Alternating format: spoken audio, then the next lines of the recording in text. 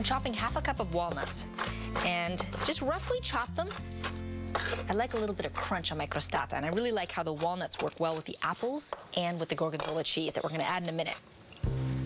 The walnuts are chopped, apples are cooled, so it's time to add all the walnuts right in there.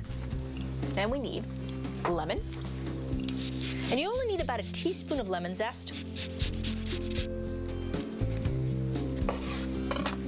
So we need a little bit of lemon juice as well. There we go, that's about right. Now, for the best part, the Gorgonzola cheese. It's an aged blue cheese, and it's made usually in the Piedmont or the Lombardy regions of Italy. That's where they make the best kind of blue cheese. And it's aged for about 3 to 4 months, and the consistency changes depending on how long it's been aged. It's really good stuff. And with the apples and the nuts, it makes for a wonderful flavor. And sometimes it can be crumbly, sometimes it can be super soft. This one's kind of in the middle, and it's got a nice pungent flavor. That's why I like it so much. And we're gonna give this a quick toss, just to blend all of the ingredients together. It kind of melts into the crostata, into the apples and everything, and it just ends up being so yummy. So now, time for the dough. So I just want to flour the board a little bit, just so the dough doesn't stick to the wooden board. Oh, this is nice. Really important to let the dough have time to rest and sit so the butter can get nice and cold.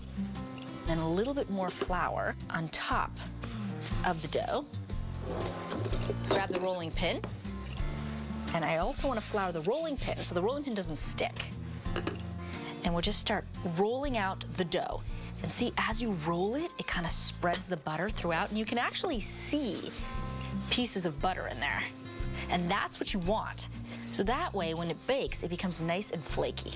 And you want to roll it into approximately an 11-inch round, and then about a 1/4 inch in thickness. Makes you work out your arms, it's perfect. Okay, that looks about right. I want to roll it on the rolling pin, and then roll it onto the baking sheet. We come back over here. Then I take my filling that's cooled completely, and we put it in the middle of the dough so that we can fold the dough over the filling. Great. And just kind of move up the edges, and I spread it out a little bit, just leaving a 2-inch border everywhere. Then I take the edges and I just fold them over. See, just like this. See, and it creates its own little shell so that it keeps all the filling intact and inside. And it doesn't really matter how you pleat it, just make sure there aren't any cracks. If there are, just press with your fingers and it kind of seals the cracks. And look how beautiful that looks.